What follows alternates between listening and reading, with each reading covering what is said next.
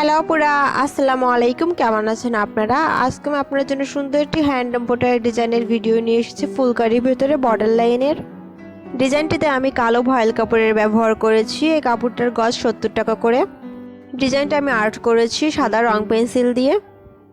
সম্পূর্ণ ডিজাইনে আমি সুতি ফেটি সুতা ব্যবহার করেছি। আমার এই নতুন ডিজাইনের ভিডিওটি ভালো লাগলে অবশ্যই এটা আপনার বাসায় ট্রাই করে দেখবেন। এরকম আরও সুন্দর সুন্দর ভিডিও পাওয়ার জন্য আমার চ্যানেলটিকে সাবস্ক্রাইব না করে থাকলে একটা সাবস্ক্রাইব করে নেবেন।